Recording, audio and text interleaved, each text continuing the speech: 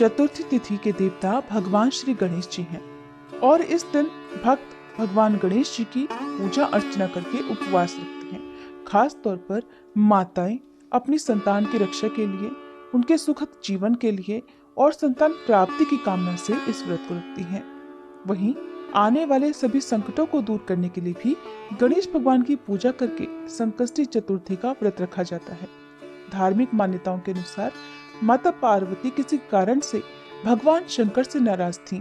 तब भगवान शंकर ने माता पार्वती को प्रसन्न करने के लिए इस व्रत को किया था, जिससे माता पार्वती प्रसन्न हुई और शिवलोक में आ गई। ये व्रत माता पार्वती जी के साथ साथ गणेश जी को भी अत्यंत प्रिय है। इसलिए फाल्गुन मास के कृष्ण पक्ष की संकष्टी चतुर्थी को द्विज प्रिया चतुर्थी भी कहते हैं। कहा जाता है कि जो भी इस दिन गौरी गणेश की पूजा करता है, उनकी सभी मनोकामनाएं पूरी होती हैं और सभी कष्ट भी दूर हो जाते हैं। चतुर्थी तिथि प्रारंभ होगी 28 फरवरी बुधवार को 1:54 AM से। देखा जाए तो 27 फरवरी की मध्यरात्रि का यह समय होगा और चतुर्थी तिथि समाप्त होगी 29 फरवरी गुरुवार की सुबह 4:18 पर। ऐसे में उदया तिथि के अनुसार 28 फरवरी बुधवार को ही चतुर्थी का व्रत रखा जाएगा। इस दिन भगवान गणेश जी की पूजा करने के लिए 2 शुभ मुहूर्त हैं। पहला शुभ मुहूर्त सुबह 6:48 से लेकर 9:41 तक रहेगा और दूसरा मुहूर्त शाम को 4:53 से लेकर शाम 6:20 तक का होगा। चतुर्थी के व्रत में चंद्रमा उदय होने पर चंद्र देवता की पूजा करके और अर्घ देकर ही व्रत खोला जाता है, तभी व्रत पूर्ण माना जाता है। तो 28 फरवरी को चंद्रोदय होगा रात 9:42 पर। इस समय के बाद से आप कभी भी व्रत खोल सकते हैं। चतुर्थी का व्रत रखने वाले भक्तों को सुबह जल्दी उठकर स्नान आदि से निवृत्त होने के बाद घर में गंगा जल छिड़कना चाहिए। फिर घर के मंदिर में दीप जलाकर आपको भगवान गणेश जी की विधि विधान से पूजा करनी चाहिए। साथ ही आज के दिन गौरा माता की भी पूजा करनी चाहिए। संभव हो तो व्रत भी रखना चाहिए।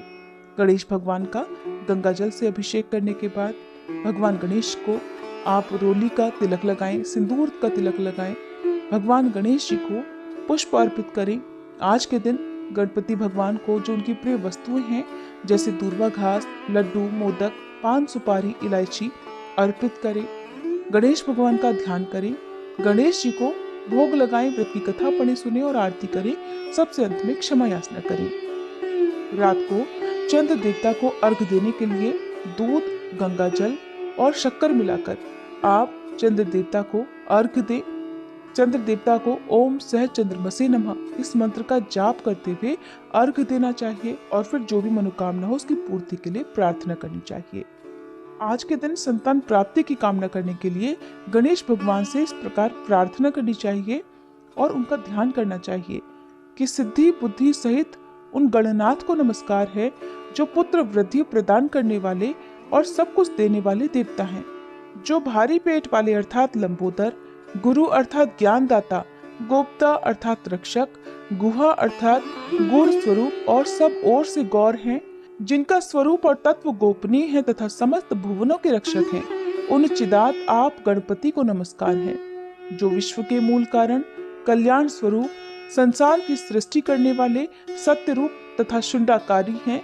उन आप गणेश्वर को बारंबार नमस्कार है, जिनके एक दांत और सुंदर मुख है, जो शरणागत भक्तजनों के रक्षक तथा प्रणत जनों की पीड़ा का नाश करने वाले हैं। उन शुद्ध स्वरूप गणपति को बारंबार नमस्कार है। देवेश्वर, आप मेरे लिए शरणदाता हो। मेरी संतान परंपरा को सुदृढ़ कीजिए। गणनायक, मेरे कुल में जो पुत्र हो वे सब आपकी पूजा के लिए सदा तत्पर हों। ये वर प्राप्त करना मुझे इष्ट है।